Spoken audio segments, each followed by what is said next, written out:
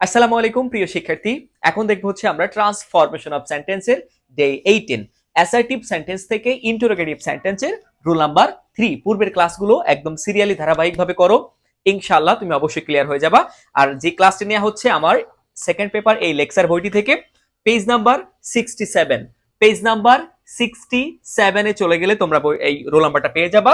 Roll number 3টা এখন পড়ানো হচ্ছে, সবাই মনোযোগ দিয়ে ক্লাসটা করো। আর প্রিয় শিক্ষার্থীরা, তোমরা যারা ইংলিশটা নিয়ে খুবই টেনশনে আছো, খুবই ডিপ্রেশনে আছো, তোমরা চাইলে কিন্তু আমার বেসিক টু অ্যাডভান্স পেইড ব্যাচে এনরোল করতে পারো। ইনশাআল্লাহ অবশ্যই ভালো কিছু হবে। প্রত্যেকটা টপিক তোমার বেসিক টু অ্যাডভান্স ধরে ধরে শেখানো হবে। কোনো টেনশন করো না, নির্দ্বিধায় নির্ভয়ে তুমি আমার পেইড ব্যাচে এনরোল করতে পারো। ইনশাআল্লাহ তোমাকে অবশ্যই দায়িত্ব নিয়ে পড়ানো হবে।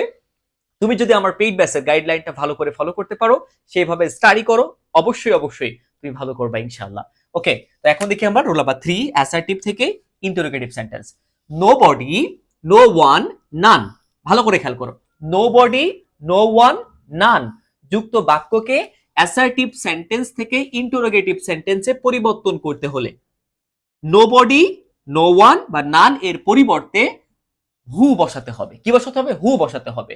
নো বডি, নো ওয়ান, নান এর পরিবর্তে কি বসাবো আমরা? হু বসাতে হবে, ঠিক আছে? আর কোনো পরিবর্তন হবে না, তবে সেন্টেন্সটি অ্যাফার্মেটিভ হবে। ওকে, আচ্ছা ভালো করে খেয়াল করো। অথবা আরেকটা নিয়ম আছে, টেন্স অনুযায়ী অক্সিলারি ভার্ব। প্রথমে ওই টেন্স অনুযায়ী অক্সিলারি ভার্ব আসবে, তারপরে নো এর স্থানে এনি বসবে। নো এর স্থানে এনি বসবে। তাহলে মনে করো যে নো বডি আছে, তাহলে হবে কি? Anybody. নো ওয়ান, তাহলে নো এর জায়গায় এনি হবে, এনি ওয়ান। বুঝতে পারছো? Okay, any plus main verb plus বাকি অংশ লাস্টে অবশ্যই কোশ্চেন মার্ক দিতে হবে। আচ্ছা, 682 নাম্বার এক্সাম্পল দেখো, অ্যাসার্টিভ থেকে ইন্টারোগেটিভ। এটা বোর্ড কোশ্চেন এসেছে, যশোর বোর্ড 2017 সালে এসেছিল। Nobody denies their contribution to their motherland. প্রথমে আমরা দেখলাম কি, নোবডি, নো ওয়ান, নান যুক্ত বাক্যকে অ্যাসার্টিভ সেন্টেন্স থেকে ইন্টারোগেটিভ সেন্টেন্সে পরিবর্তন করতে হলে এই যে নোবডি, নো ওয়ান, নান এর পরিবর্তে হু বসবে।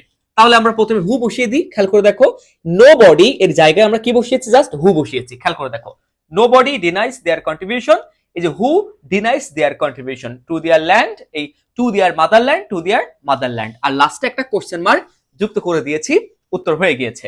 ওকে, আরেকটা বললাম কি, অর অথবা একটা কি নিয়ম বললাম? টেন্স অনুযায়ী প্রথমে অক্সিলারি ভার্ব। আচ্ছা, নোবডি ডিনাইজ এটা কোন টেন্সে আছে? এটা প্রেজেন্ট ইনডিফিনিট টেন্সে আছে, ভার্বের প্রেজেন্ট ফর্ম আছে।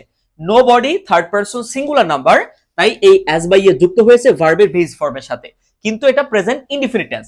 তাহলে অ্যাজ বাই এ যদি যুক্ত থাকে, কি যুক্ত করতে হবে? সাহায্যকারী ভার্ব ডাজ হবে, ডাজ। ওকে, এই যে ডাজ, ডাজ। Okay, does. এবার কি নোবডির জায়গায় কি হবে? এনিবডি। ডাজ এনিবডি, ডাজ এবং কি হবে? এই যে নো বডি এর জায়গায় কি হবে? এনিবডি। এই যে নো এর স্থানে এনি যুক্ত হবে, তাহলে নো বডি, এই যে নো, নো এর জায়গায় হবে এনি, বডি, এই হচ্ছে বডি। ডিনাইস, ডিনাই। এবার দেখো এখানে ডিনাই কেন হবে? কারণ এই যে অ্যাজ বাই এস এর জন্য কিন্তু আমরা ডাজ ব্যবহার করেছি। আমি কিন্তু বলেছি তোমার ডু, ডাজ, ডিড এরপরে সবসময় ভার্বের বেস ফর্ম বসে। তাহলে ডাজ এনিবডি এখন কিন্তু ডিনাইজ হবে না, এখানে এস যুক্ত হবে না, বেস ফর্ম বসবে ডিনাই। ডিনাই দেয়ার কন্ট্রিবিউশন, এই যে two their motherland, to their motherland, লাস্টে কোশ্চেন মার্ক। আশা করি বুঝতে পেরেছো। আচ্ছা, আমরা আরো একটা এক্সাম্পল দেখি। নান ক্যান ডু দিস, এটাকে আমরা কি করব? অ্যাসার্টিভ থেকে ইন্টারোগেটিভ করব। তাহলে নান এর পরিবর্তে আমরা কি বসাতে পারি? হু। আবারও বলছি, নোবডি, নো ওয়ান, নান এর পরিবর্তে জাস্ট আমরা হু বসালেই কিন্তু, আর লাস্টে কোশ্চেন মার্ক দিলেই আমাদের অ্যাসার্টিভ থেকে ইন্টারোগেটিভ হয়ে যাচ্ছে। তাহলে হু ক্যান ডু দিস।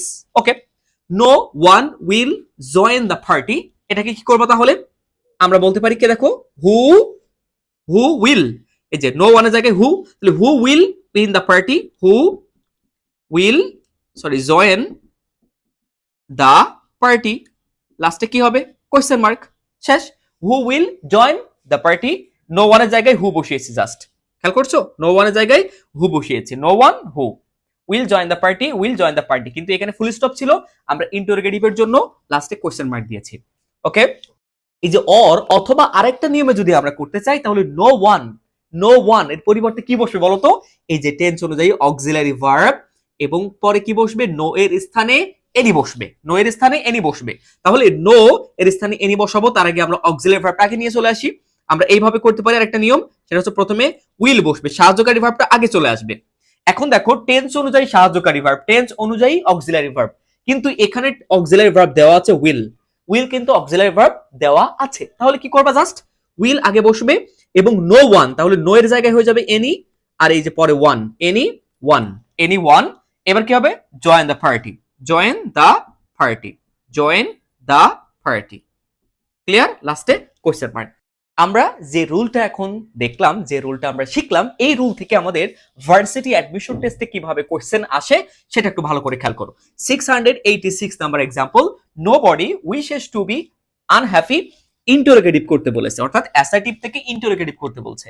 এখন তুমি খেয়াল করে দেখো, নোবডি থাকলে কি হতে পারে, হু, নোবডির জায়গায় জাস্ট হু বসেছে, nobody wishes to B unhappy, just who wishes to B unhappy, তাহলে এটা হবে সঠিক উত্তর, হু উইশেস টু বি আনহ্যাপি। এ নাম্বারটা হচ্ছে সঠিক উত্তর। প্রিয় শিক্ষার্থীরা, আশা করি তোমরা ক্লিয়ার হয়ে গিয়েছো। আর আবারও বলছি, তোমরা যারা টেনশনে আছো ইংলিশ সাবজেক্টটা নিয়ে, এখনো গোছানো প্রস্তুতি তুমি নিতে পারো নাই, সামনে পরীক্ষা, খুবই টেনশনে আছো, টেনশন না করে, সময় নষ্ট না করে, প্লিজ নির্দ্বিধায় দ্রুত তুমি আমার অনলাইন পেইড ব্যাচে যুক্ত হয়ে যেতে পারো।